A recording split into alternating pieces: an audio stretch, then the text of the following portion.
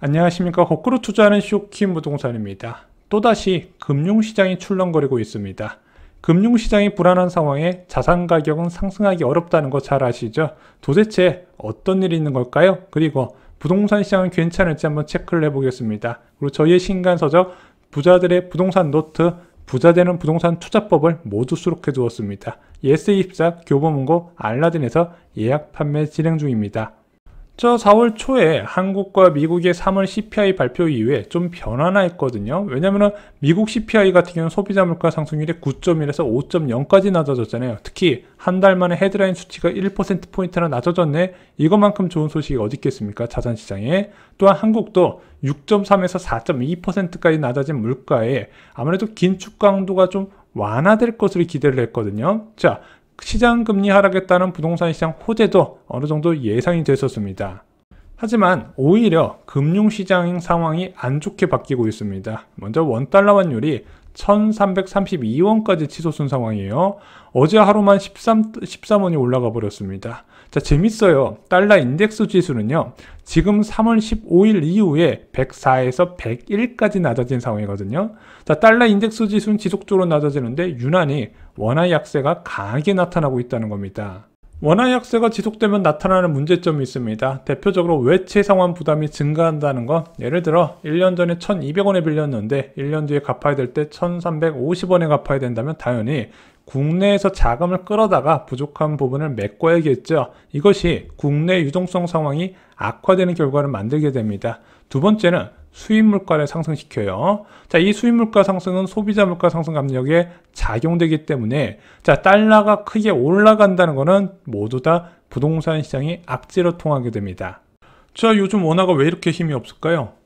일단은 경상수지가 2개월 연속 적자잖아요. 이게 굉장히 이례적인 상황이거든요. 또한 앞으로도 괜찮을 것인가 쉽지 않을 거라고 보는 외부의 시선이 많은 겁니다. 특히 반도체 업황이 눈에 띄게 악화가 되고 있습니다. 게다가 영국에서 CPI가 다시 올라가는 모습, 주요 기축국 통화국가에서 CPI가 진정이 안 되는 모습이 보이네. 그에 따른 경계 심리도 작용이 된 것 같습니다. 그래서 현재 원화가 좀 다시 강세로 돌아서려면 제일 먼저 경상수지가 개선되는 모습이 좀 필요해요.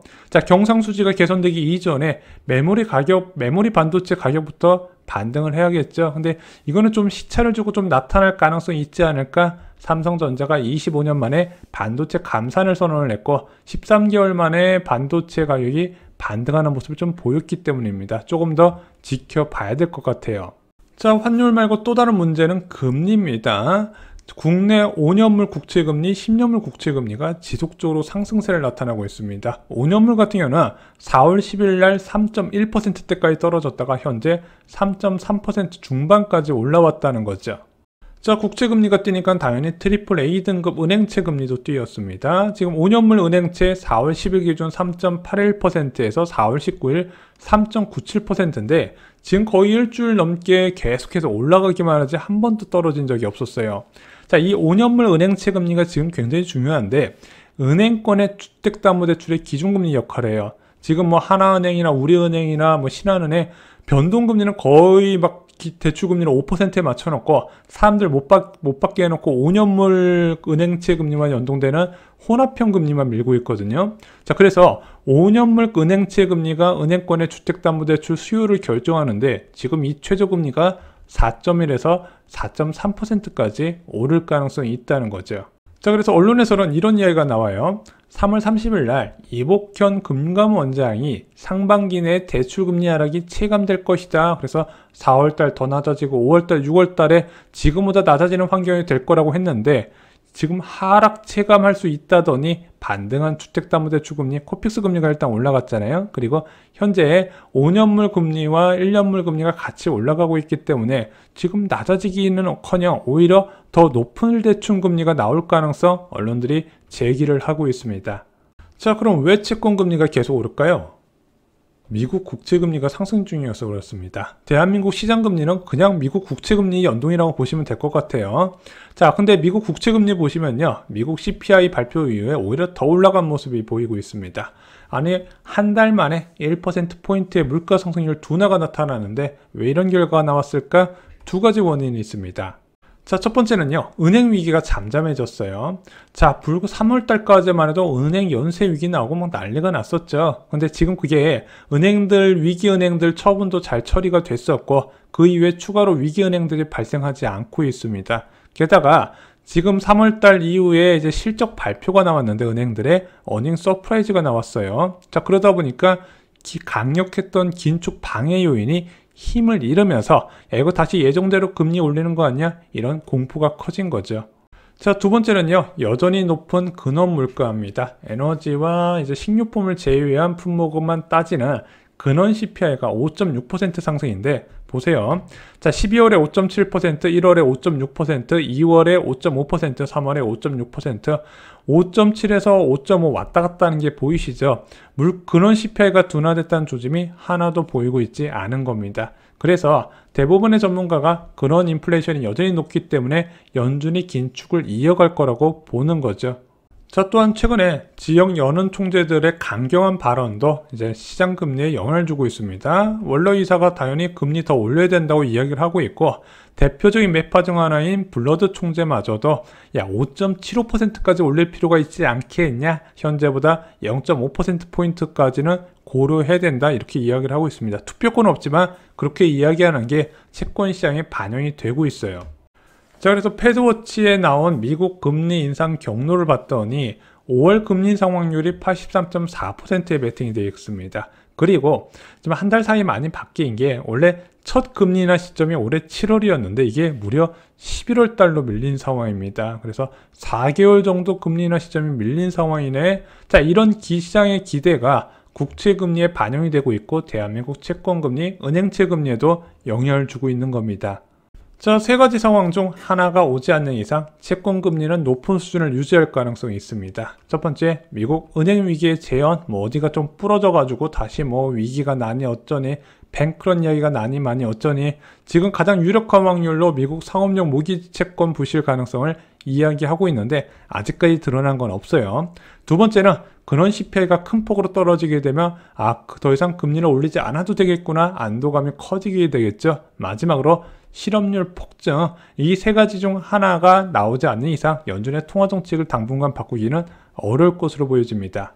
다만 더 강한 긴축의 침체가 예상되면서요, 지금 국제 원유 가격이 80불 이하로 떨어졌습니다. WTI 기준으로. 아시다시피 4월 3일날 오펙 플러스가 깜짝 하루 116만 배럴의 감산을 선언했었죠. 그리고 나서 60달러대에서 80달러대까지 단숨에 치고 올라갔었는데 지금 이게 81불, 82불, 83불까지 갔다가 다시 80불 이하로 떨어지고 있습니다. 자, 긴축을 강화하면 강할수록 침체 확률이 커지니까 그 침체 가능성이 원자재 시장에 반영이 되고 있는 겁니다. 하지만 한국 부동산에 영향을 주는 1년물은 거의 그대로입니다. 4월 10일날 1년물 은행채 금리 3.52%인데 현재 3.53%, 거의 비슷해요. 자, 1년물 금융채 금리가 왜 중요하냐? 얘가 예금금리와 연계가 돼요. 현재 5대 은행의 정기예금 금리 보시면요, 제일 높은 게 3.5%예요. 신한은행은 3.35% 주고요. 최고 우대금리 다 적용해봤자 국민은행은 3.4% 주고 있습니다. 우리은행, 하나은행, 농협은행만 3.5%만 주고 있죠. 자, 얘가 왜 예금금리가 안 올라간다? 1년물 은행채 금리가 안 올라서 그렇습니다. 또한 얘는 어디에 영향을 주냐면은 전세자금 대출 금리에 영향을 줘요. 지금 인터넷은행 같은 경우는요, 전세자금 대출 금리가 3.16%까지 낮아진 상황입니다. 그래서 현재 전세시장 회복세는 방해하지 못할 것으로 보여지고요. 지금 인터넷은행으로 많이 받고 있는 변동형 대출 금리 수요도 줄어들지는 않을 것으로 보여집니다. 자, 그리고 한국과 미국 둘 다 똑같은 상황이 일어나고 있는데요. 자, 얼마 전에 추경호 부총리 전 기재부 장관이 경기 진작 제일 수단은 통화정책이라고 이야기했죠. 자, 물가가 하락하게 되면 한국은행에서 움직일 필요성을 강조를 했습니다. 그리고 4월 17일 날 미국 옐런 재무부 장관이 은행 위기로 대출이 축소되고 있어서 긴축 효과가 나타나고 있다, 연준이 추가 금리 인상 불필요하다고 이야기를 했습니다. 당연히 중앙은행장이 아닌 기재부 수장 같은 경우는 성장세에 더 포커스를 맞추다 보니까 이런 요구를 할 수 있는데 한국과 미국 모두 다 동시에 똑같은 상황이 일어나고 있다는 거죠. 그래서 제가 볼 때는 당장은 아니지만 물가가 안정되는 하반기에 통화정책 전환 요구가 거세질 수 있다고 보고 있습니다. 시장뿐만 아니라 정부도 요구를 하는 거죠. 그래서 여러분들 아시겠지만 한국의 채권 전문가 90%는 내년 1분기 안에 금리 인하를 예상하고 있습니다. 채권 전문가 절반은 올해 4분기, 그리고 나머지 절반이 내년 1분기예요. 아무리 늦어도 1년 안에 금리 인하가 시작될 것이고, 한번 금리를 낮추면은 내년 말까지 2.5%까지 낮아질 거란 블룸버그의 전망이 있었습니다. 자, 2.5% 기준금리면 어떤 일이 일어날까요? 예금금리가 2.6에서 7%에 맞춰지게 됩니다. 5.2%까지 예금금리를 받던 수요자들이 실망하고 다른 자산에 투자할 수 있는 수준입니다. 또한 전세자금대출금리는 3% 초반, 그리고 주택담보대출금리도 3% 초중반이 나올 수 있습니다. 자산시장에 많은 영향을 주게 됩니다.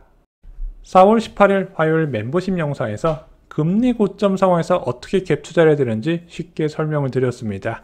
실수요자 그리고 투자자한테 모두 괜찮은 서울 지역의 주요 매물도 같이 소개를 드렸습니다. 저희가 주 3회 멤버십 영상으로 분양과 관련된 정보, 기존 주택 매수와 관련된 정보, 그 다음에 재개발에 관련된 정보를 꾸준히 업데이트하고 있습니다. 금리 고점 상황에서 최고의 기회를 살리시기 바랍니다. 이상 오늘 영상 마치겠습니다. 좋아요, 구독, 공유 꼭 부탁드립니다. 감사합니다.